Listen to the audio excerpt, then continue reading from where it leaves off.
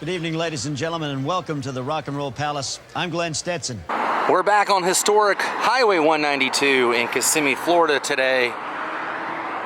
Straight ahead is Old Town, and from 1986 to the year 1992.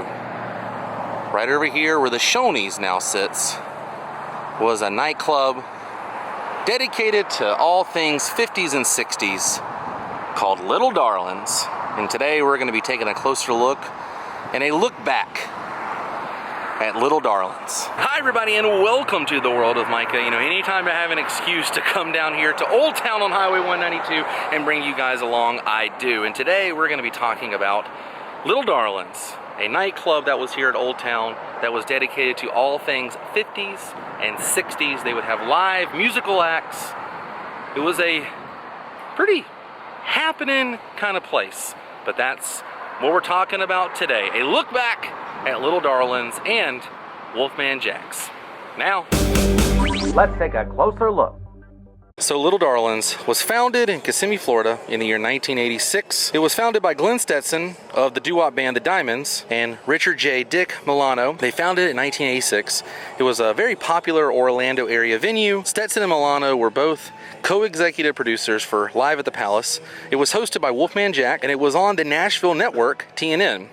Little Darlin's Rock and Roll Palace brought back and revived the careers of many performers, including Dee Clark, Tommy Sands, Danny and the Juniors, the Tokens, even the Diamonds, and Wolfman Jack would sometimes perform. They were performing their classic hits from 1950s and 60s, and this was taped in front of a live audience at Little Darlin's Rock and Roll Palace at Old Town in Kissimmee. So from 1988 to 1989, the show was on TV, the Nashville network, TNN. 1989, it went off the air. Then the show really wasn't doing that well. Once it went off the air, the venue itself really wasn't doing as well as it was. It was having all that promotion on TV. And then in 1991, they had a name change. Wolfman Jack, who was a co-host and performed sometimes on the show, took over, and it was Wolfman Jack's Rock and Roll Palace. Very short-lived, because in the year 1992, sadly, it closed. Later on, down the line, Old Town would have a completely new makeover, adding this Ferris wheel and all of the restaurants and different places you have on this side. So now we're going to walk over to where Little Darlin's used to sit, see how much has changed, and talk about the show. So right here was Little Darlin's, the Rock and Roll Palace. It has been completely destroyed, and they have rebuilt some new establishments here, including this Shoney's, and they've also added a new Ferris wheel. But there was a Ferris wheel on that side in kind of the same general area, so it's going to help us match up some of these photos. So right about here, I believe, is where this photograph was taken. It's like a publicity shot. Shows some of the waiters and waitresses and some classic cars. Now, the Ferris wheel you're seeing has been changed. But this is where the famous jukebox entrance, the doors, the famous doors of Little Darlin's, was right here. Now later I will show you a building that still sits here at Old Town that is in the same architectural shape of Little Darlin's. But right here is where I believe where this photograph was taken. Now, moving forward, over in this area, they would have a scene where the gentleman drives up in the car with his sweetheart. They were pulling up to Little Darlin's. Then there was a shot that probably would have taken place further down the road here, and it was looking up at the building. So it would have been a shot kind of like here. You can see them doing a twirl and a dance right in front of the doors. They had another crane shot showing some teenagers, everybody dancing around. Well, what could have been teenagers, what they wanted you to think were teenagers. And everyone danced into the entrance of Little Darlin's. That was somewhere around this area. Now, before each show, you were greeted with Wolfman Jack. Most of the time, he was standing in front of one of those machines that you would grip, and it would tell you You know, it would give you like a fortune of your grip. Like, are you all talk? Are you bashful, wild and crazy? Wolfman Jack was kind of wild and crazy. And he would greet you in his old Wolfman Jack fashion, you know, saying, "Howdy friends, welcome to the Rock and Roll Palace." That's my best Wolfman Jack impression. And then it would cut to the show, and it would show you whoever was performing at the palace for the week. Sometimes they had a variety of acts, and it was awesome. They had the bands playing on the stage, showed people dancing, having a great time. Now they would cut in and out, you know, go into a commercial break. And one of those famous cuts, there's two that I liked. One showed an old Town sign, and the other one showed the old Town Ferris wheel. So right over here is Highway 192, and in this commercial break B-roll they would show, it would say Old Town Rock and Roll Palace. You can see the jukebox in the camera shot, but you could also see Highway 192 there and the Old Town sign that said Rock and Roll Palace. I thought that one was pretty cool because you can see the old Town sign. The next one we're gonna see is gonna be right over here, kind of more or less in the same spot that the new Ferris wheel is. Now this Ferris wheel is not always sat here. There used to be go-karts right here and all kinds of things, but this was Little Darlin's, and they had a shot, I will show you, right over here, showing the Ferris wheel and Little Darlin's. So right around in this general area is where they had this commercial break tie-in. It said Rock and Roll Palace, the big Old Town Ferris wheel, the original Ferris wheel, and Little Darlin's, the side profile of Little Darlin's was straight ahead. Nowadays, honestly, you wouldn't really be able to tell where that was. But I'm gonna show you guys a building that still sits here that kind of has the same look of Little Darlin's. There's two. There's one right over here, and then there's one right here, which is Frogger's. But this is the same type of building that Little Darlin's would have been in.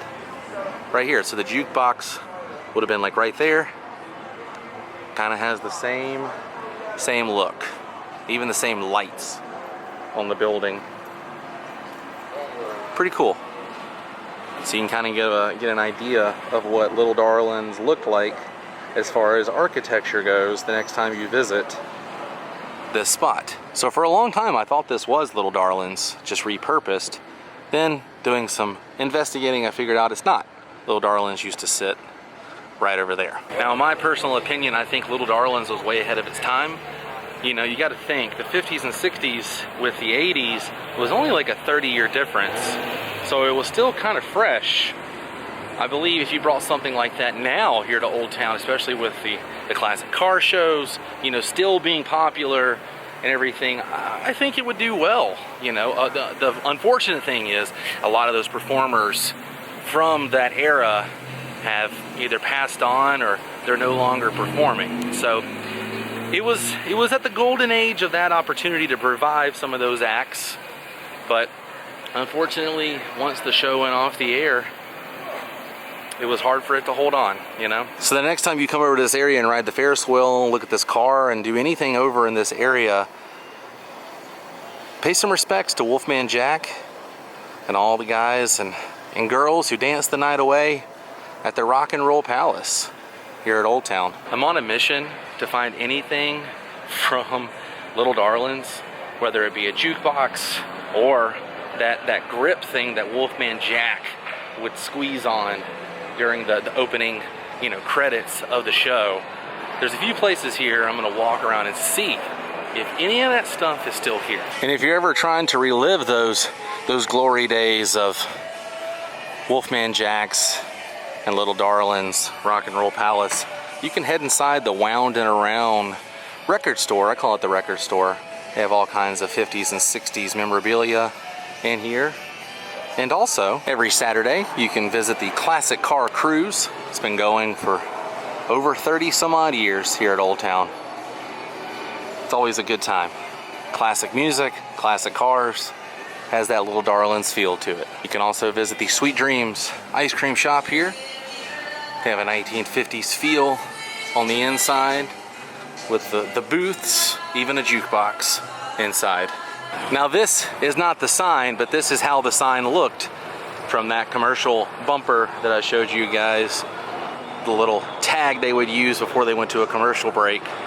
There's still one over here next to the parking lot. It's kind of cool.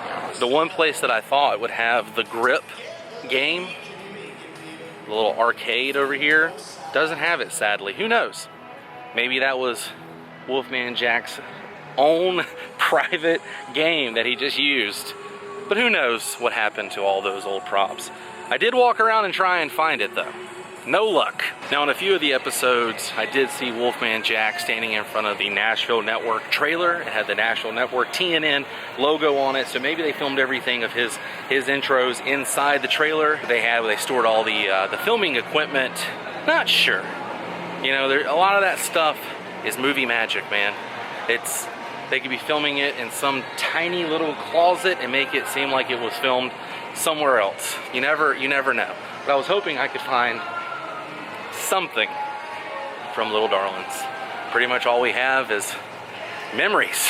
Now there's also a YouTube channel that has posted several episodes of Little Darlin's Rock and Roll Palace live at the Rock and Roll Palace.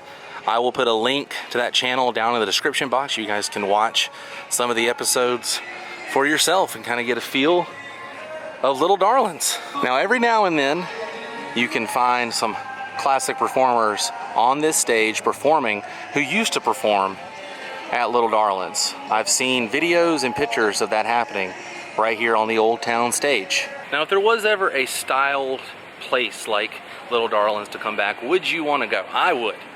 I always said Old Town needs to bring back a 1950s, 1960s either dinner show, either live performance-based restaurant bar, just something like Little Darlins. I honestly think it would do well. Well, you guys, we came, we saw,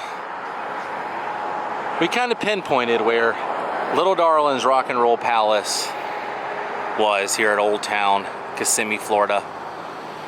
Very interesting